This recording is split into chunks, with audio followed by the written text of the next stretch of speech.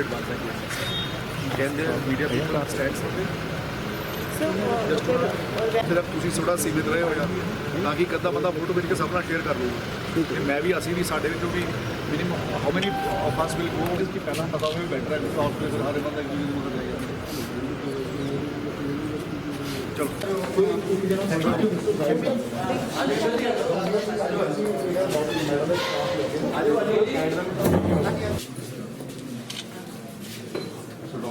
चलो first vaccine yes sir पीछे निकाल brother madam side please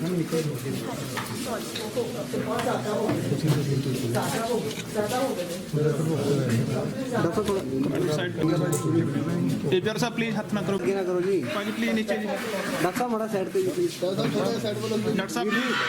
doctor साहब साइड पे जी डॉक्टर साहब ਇਹਨਾਂ ਨੂੰ ਕਹੋ मेरी साइड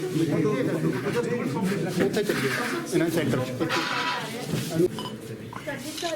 ਅੱਜ कोविड-19 ਦੀ ਫਸਟ ਡੋਜ਼ ਲੱਗ ਰਹੀ ਹੈ ਜੀ ਔਰ ਇਸ ਤੋਂ 28 ਦਿਨ ਬਾਅਦ ਦੁਬਾਰਾ ਰਿਪੀਟ ਹੋਣੀ ਹੈ ਅਗਰ ਤੁਹਾਨੂੰ ਇੰਜੈਕਸ਼ਨ ਲੱਗਣ ਤੋਂ ਬਾਅਦ 30 ਮਿੰਟ ਤੱਕ ਅੰਡਰ ਆਬਜ਼ਰਵੇਸ਼ਨ ਰੱਖਾਂਗੇ ਅਗਰ ਤੁਹਾਨੂੰ ਕੋਈ ਥੋੜੀ ਜਿਹੀ ਪ੍ਰੋਬਲਮ ਹੋ ਜਾਏ ਕੋਈ ਸਿਰ ਦਰਦ ਚੱਕਰ ਬੁਖਾਰ ਠੀਕ ਹੈ ਰੈਸ਼ ਵਗੈਰਾ ਤੁਸੀਂ ਇਮੀਡੀਏਟ ਸਾਡੇ ਡਾਕਟਰ ਨੂੰ ਦੱਸਣਾ ਔਰ ਉਸ ਤੋਂ ਬਾਅਦ ਵੀ ਘਰ ਜਾ ਕੇ ਵੀ ਅਗਰ ਤੁਹਾਨੂੰ ਕੋਈ ਪ੍ਰੋਬਲਮ ਹੁੰਦੀ ਹੈ ਤਾਂ ਇਮੀਡੀਏਟ ਹੈਲਪਲਾਈਨ ਕਿਸ ਤੇ ਫੋਨ ਕਰੋਗੇ ਔਰ ਤੁਹਾਨੂੰ ਕੇਅਰ ਮਿਲੇਗੀ ਔਰ 28 ਡੇਜ਼ ਬਾਅਦ ਆਉਣ ਲਈ ਤੁਹਾਨੂੰ SMS ਕੀਤਾ ਜਾਊਗਾ ਤੇ ਨੈਕਸਟ ਡੋਜ਼ ਤੁਹਾਡੇ ਲੱਗੇ एक बार अपने प्लीज मोबाइल साइलेंट कर दोगे जिधर भी चल रहे बात सुनो ये सब रिकॉर्ड करना है if you going to speak again everything in madam दोबारा जो कुछ पालो कपड़े पर चलिए इंजेक्शन लगवा के पहले इंजेक्शन लगवाता फिर उसके बाद यू रिपीट द इंस्ट्रक्शंस हां नेक्स्ट डे रिपीट करवा देंगे ਅਸੀਂ ਪ੍ਰਾਈਵੇਸੀ ਮੇਨਟੇਨ ਕਰਨੀ ਹੋਈ ਥੋੜਾ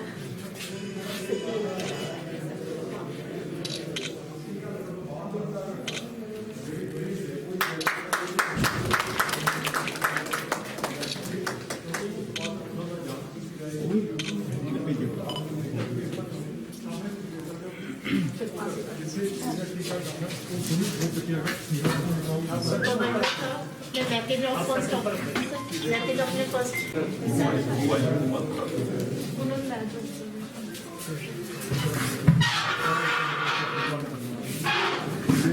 प्रॉपर बजी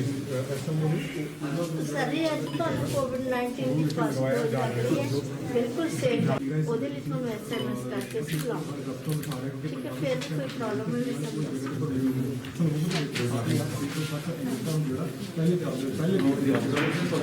ਸਰ ਆਬਜ਼ਰਵੇਸ਼ਨ ਹੈ ਉਹਦੇ ਵਿੱਚ ਪਿੱਛੇ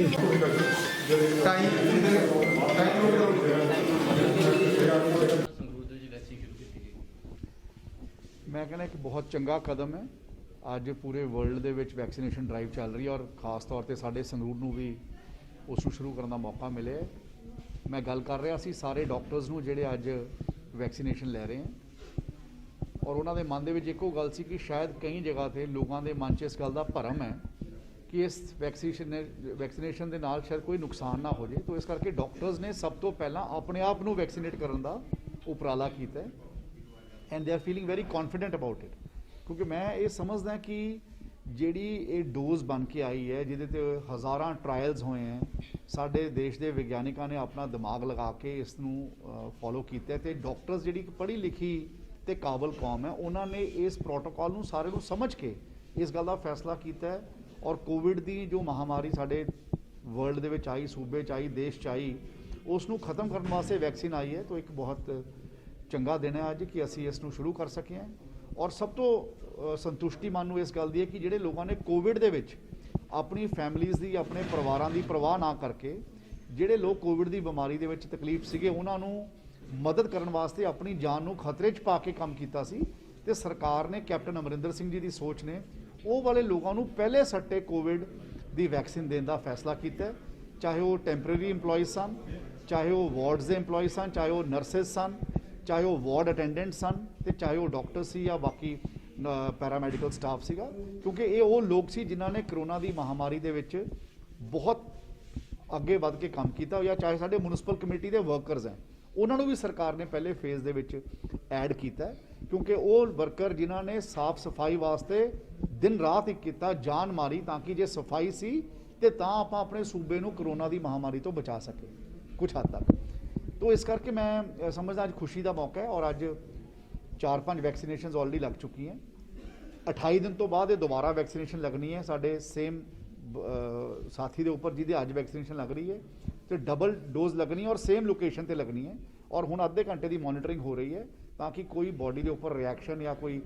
आफ्टर इफैक्ट उस वैक्सीनेशन का ना आवे। सारे डॉक्टर्स उन्होंने मॉनिटर कर रहे हैं, टीम्स सारियां इंटैक्ट हैं, सारे डॉक्टर्स इस गल के उपर लगे हुए हैं कि ये जी ड्राइव है ये कामयाब तरीके नाल चले और कामयाब तरीके दे नाल इहदा वध तों वध लाभ लोगों नूं हो सके। कोविड वॉरियर्स खत्म होने तो बाद सैकेंड फेज़ दे विच फिर दूजे लोगों का प्रोटोकॉल डिज़ाइन होगा। मैं डॉक्टर्स नूं भी कहा कि ये किस तरह का प्रोटोकॉल चाहते हैं, ये चाहते हैं फ्यूचर दे विच कोई होर चेंजिस गवर्नमेंट करना चाहती है ताकि जो साडे कोले ग्राउंड तो कोई चंगा फीडबैक आता है the government can also incorporate into their protocols. So अज मैं समझदा कि खुशी की गल है कि आपां इस नूं शुरू कर सकें और परमात्मा नूं अरदास करदा कि वड्डे पैमाने ते इस दे नाल साडे देश की जनता दा, साडे सूबे दे लोकां दा, मेरे खास तौर ते मेरे संगरूर दे सारे बजुर्गां दा, मातावां दा इस दे नाल फायदा होवे, लाभ होवे ते बच्चे तरक्कियां करन। ਡਾਕਟਰਾਂ ਦੇ ਵਿੱਚ ਡਾਊਟ ਹੈ ਇਸ ਵੈਕਸੀਨ ਨੂੰ ਲੈ ਕੇ ਤੇ ਜਿਵੇਂ ਕੱਲ 100 ਮੈਸੇਜ ਗਿਆ ਸੀ, ਜਿਵੇਂ 300 ਲੋਕਾਂ ਨੂੰ ਅਸੀਂ ਲੱਗਣੀ ਸੀ, ਸਾਨੂੰ ਲੱਗਦਾ ਵੀ ਉਹ ਟਾਰਗੇਟ ਸ਼ਾਇਦ ਪੂਰਾ ਨਹੀਂ ਹੋਇਆ। नहीं मैं वही कह रहा कि मैं खुद डॉक्टर्स नाल गल कर रहा सी। सो दे सैड कि असी सब तो पहला इस करके लगवाना चाहते हैं बिकॉज वी फील कॉन्फिडेंट कि ये वैक्सीनेशन के नाल कोई तकलीफ नहीं होने वाली। ये वैक्सीनेशन बहुत तजर्बेकार लोगों ने और बहुत सारे क्लिनिकल प्रैक्टिकल एक्सपीरियंसिस ये होने तो बाद ये बहुत सारी इन्हां दे ट्रायल टेस्टिंग हुई है, उस तो बाद ये वैक्सीनेशन लगन वास्ते आई है। तो that's why doctors are willing to get this themselves vaccinated and इस करके साढ़े SMO साहब तो शुरुआत हुई है और साढ़े जिहड़े जिले के सारे बड़े डॉक्टर्स हैं वो अज अपने नूं वैक्सीनेट करा रहे हैं। कोई भी चीज़ नवीं आती है कई बार उस दे लई कई बार साढ़े मन च भरम हुंदा है, तो it is only a matter of time and I am quite confident and I believe in my in our countries all those scientists, those who have tried and put their minds and brains to develop this kind of a vaccine, and many thousand trials have happened. We had people from the WHO तो भी लोग आए हुए हैं इस गल नूं monitor करने वास्ते और वो इसे करके आए हैं क्योंकि हज़ारां लोगों का ट्रायल होया, क्लिनिकल ट्रायल होया, उस तो बाद ये वैक्सीनेशन लगन वास्ते आई है। So I have full faith in all those people, those who have tried to contribute for this vaccination, and I am quite confident कि आने वाले दिनों तुसी इस दे लोगों के कॉन्फिडेंस की रफ्तार भी वधूगी तो वैक्सीनेशन दे विच ज़्यादा तो ज़्यादा लोग आके हिस्सा लैणगे। ਸਿੰਘ ਸਾਹਿਬ ਪੰਜਾਬ ਦੇ ਵਿੱਚ ਕਿੰਨੀ ਕੁ ਗਿਣਤੀ ਦੀ ਕੁਆਂਟੀਟੀ ਦੇ ਵਿੱਚ ਜਿਹੜੀ ਵੈਕਸੀਨ ਪਹੁੰਚੀ ਹੈ ਜੀ? ਉਹ ਤਾਂ ਹਰ ਜ਼ਿਲ੍ਹੇ ਨੂੰ ਕੋਵਿਡ ਵਾਰੀਅਰਸ ਦੇ ਐਂਗਲ ਦੇ ਨਾਲ ਇਹ ਲਗਾਤਾਰ ਚੱਲੀ ਜਾਣਾ ਸੀ। ਯੂ ਹੈਵ ਟੂ ਸਟਾਰਟ, ਇੱਕ ਦਿਨ ਤਾਂ ਸਾਰੀਆਂ ਲੱਗ ਵੀ ਨਹੀਂ ਸਕਦੀਆਂ। ਜਿਸ ਤਰ੍ਹਾਂ ਪੁਨੀਤ ਜੀ ਨੇ ਕਿਹਾ ਕਿ ਅੱਜ ਜੇ 300 ਮੈਸੇਜ ਗਿਆ ਸੀ ਤਾਂ ਸ਼ਾਇਦ ਹਲੇ 100 ਲੋਕ ਆਏ ਹੈ, ਤੇ ਸਾਨੂੰ ਲੱਗਦਾ ਕਿ ਸ਼ਾਇਦ ਸ਼ਾਮ ਤੱਕ 300 ਲੋਕ ਨਾ ਆਉਣ,